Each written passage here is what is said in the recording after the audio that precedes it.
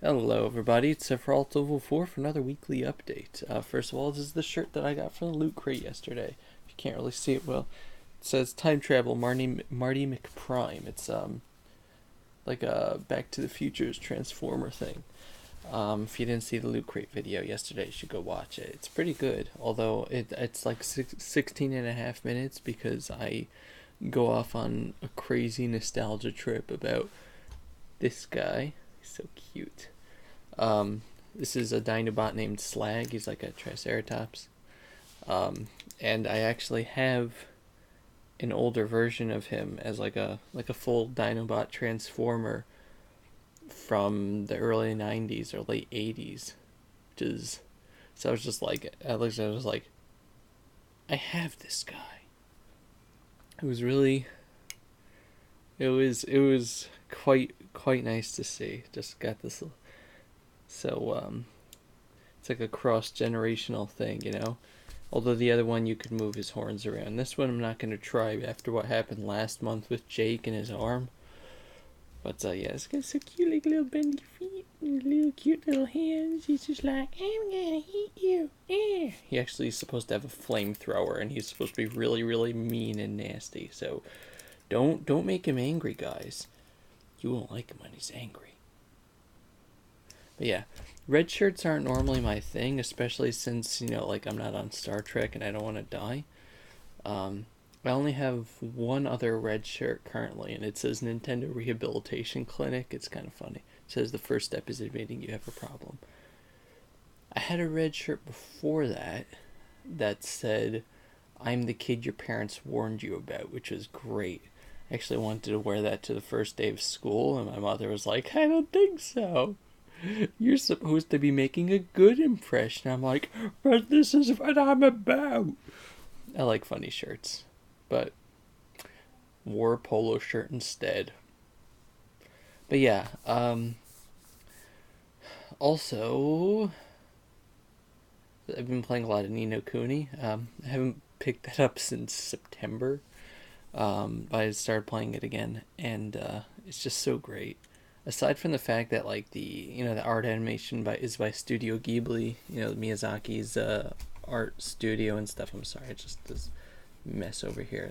My OCD is reacting, um, which is amazing, and the music is a great orchestra soundtrack. The localization is one of the best I have seen of like anything.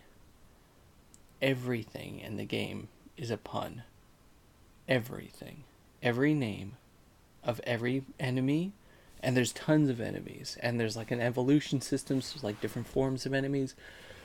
Uh, all the enemy names are puns, all the character names are puns, all of the when you catch an enemy to like as a familiar to use it on your team, it's kind of like Pokemon in a way, more like Dragon Warrior. Dragon Warrior monsters. Uh, so when you catch a Pokemon, when you catch an enemy, you can give it a name, and there's a whole bunch of there's each enemy usually has like four different name suggestions, that like you can cycle through if you don't want to pick your own, and those are all puns. It's like mind-boggling the scope of the localization. So yeah, it's just really fun to play. It's like the first thing that struck me in the game. I mean, aside from like the enemies, there's a character that you have whose name is Esther. She's a like one of the characters. And I like all the people in the game have like two selves. There's one from your world and one from the world of the game, and like each one is interactive. They all have like similar things. So Esther, her soulmate person from your world is named Myrtle, Myrtle. So you might be saying, well, how does that match up? So Esther is from one of the books of the Bible, the Book of Esther, and the Jewish Talmud says that her real name, or one of her other names, is Hadass, which is the Hebrew word for myrtle, which is a plant. So the person who localized the game, I'm assuming that it's not the same in the Japanese, but the person who localized the game knew enough that Esther had another name that in Hebrew translated out to Myrtle and put it in there. I was just like, that's how much thought goes into it. It's amazing. Level 5 and Namco Bandai are like two super giants of video games. I was looking up, like you see a company like Sega, which is kind of like floundering now, Capcom, which, you know, is open to be bought out at this point. And then Namco Bandai is just like, Namco Bandai, kaboom, huge company that's in charge of a bazillion different things now. Like, aside from like working on the new Smash Bros game, like if you take a look, they're in charge of all the Tales games, Katamari, like Digimon, all like the Dragon Ball Z like Budokai games, and like various like anime adaptation, like anime licensed games. And Level 5 was the people who made not Professor Layton, or Professor Layton, or the Ace Attorney games. Professor Layton. I'm pretty sure they made Professor Layton. They made Dark Cloud, things like that. So it's just like, this game is the combination of Namco Bandai, Level 5, and Studio Ghibli, and it's just an amazing thing. I want to let's play one day, but it's a big game, and I would need to adequately prepare. And but I also have a lot of projects that I want to get through first. Sorry, but anyway, that's enough about that. On the Dovey side of things, because apparently talking about video games I like isn't a Dovey thing. I don't know. First of all, my eyebrows are coming back in. It's nice. But yeah, so I got some news the other week. If you remember from last week, I was talking about my scan results and saying that we got, you know, favorable news and that stuff is dying, and you know, we're making progress, slow progress, but progress, and we're thinking of going into radiation therapy next, because that would try to shrink everything more and move us into a operable state by the end of the year. So the way that they with the radiation is called MIBG radiation. The way that they, you know, see how much they would need is they take a person's height and weight. With me, it's 6'4" and about 270 pounds. So they take a person's height and weight, and, you know, they have like a scale, you know, saying, you know, how much do we need, how much of the radiation, you know, are we going to need by volume to make this effective. And so since I'm a big person, and MIBG, like neuroblastoma that I have, a vast majority of the cases, like 90% of the cases, are young children, like kids, you know, ages 0 to 10 or something. Adult neuroblastoma is pretty rare. So like most of the kids, you know, are tiny. They don't need a lot of radiation, and they're able to just like go right through it. But for me, I would have needed an extremely large dose, which is past the maximum that they're allowed to give before it becomes toxic to the rest of the body. Like, there's a point where it's just it starts excreting out from the areas that are supposed to get it into the rest of your body, and radiation is bad for you. It's almost like it's supposed to kill things. But yeah, if they give me that amount, it could either shut down my other organs or give them a different type of cancer. So yeah, it's always the caveat with radiation, is that, you know, one of the side effects of radiation is cancer. It's the same thing with, like, you know, any medication. The side effect always seems to be whatever you're trying to cure. So I, at the current moment, can't get that. So the good news is that, as we saw from the scans, the stuff that I'm currently on, the slow moving stuff, has been working slowly. So we're gonna stay on it for the foreseeable future, you know, until we, you know, think of, you know, anything else pops up. So, it's good news and bad news. The good news is there's still something for me to do. We're gonna stay the course that we have been, so it's not like anything different. Is it just me, or do my eyes look like they're out of alignment? It does. I don't know. This eye has always like been a bit like lower than the other one at the eyelid. I'm sorry. I notice things when I stare at myself talking for 10 minutes.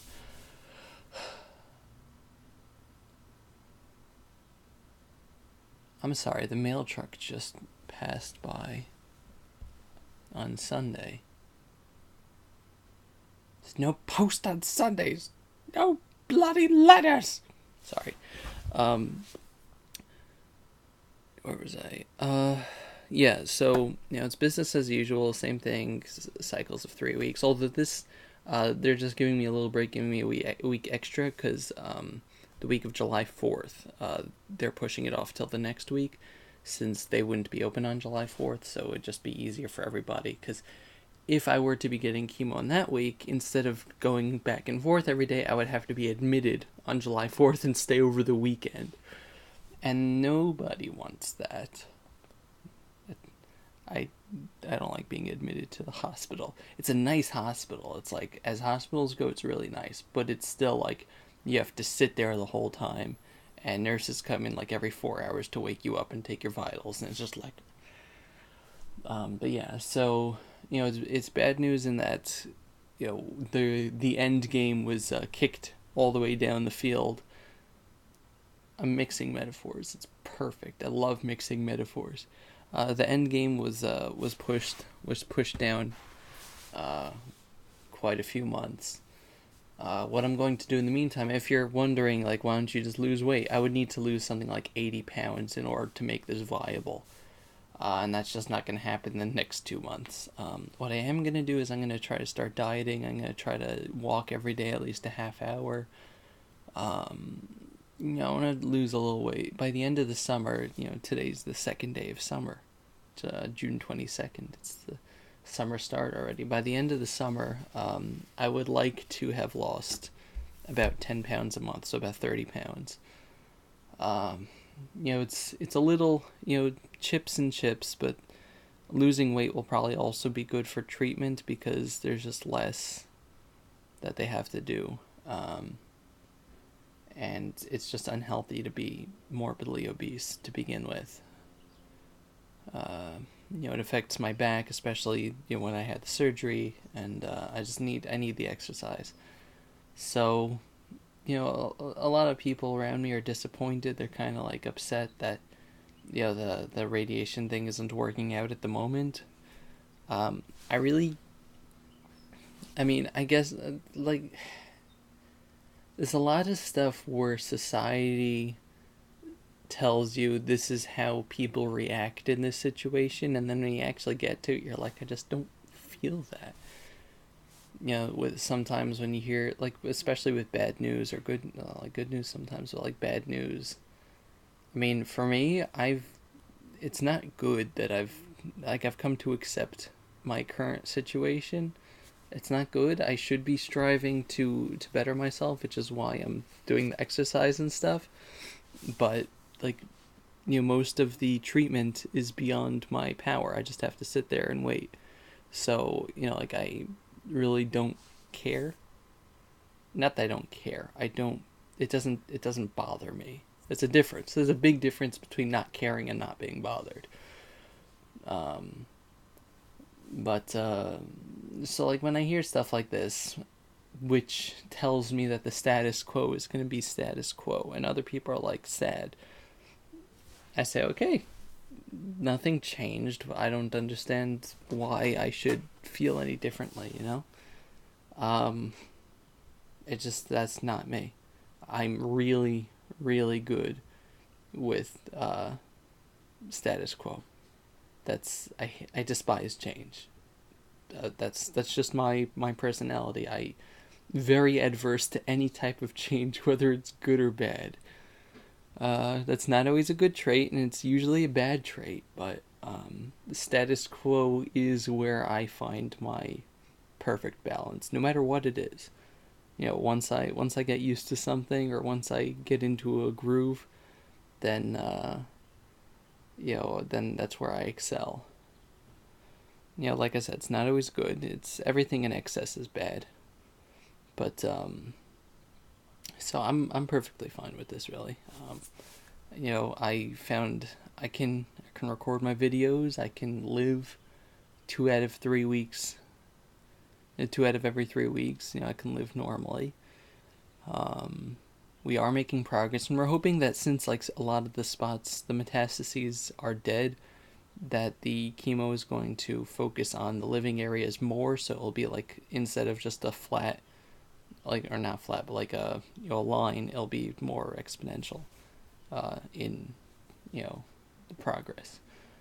But it's still going to be a while. So for now, we keep going. People tell me like, "Oh, Dovey, you have such strength, or you're so humble."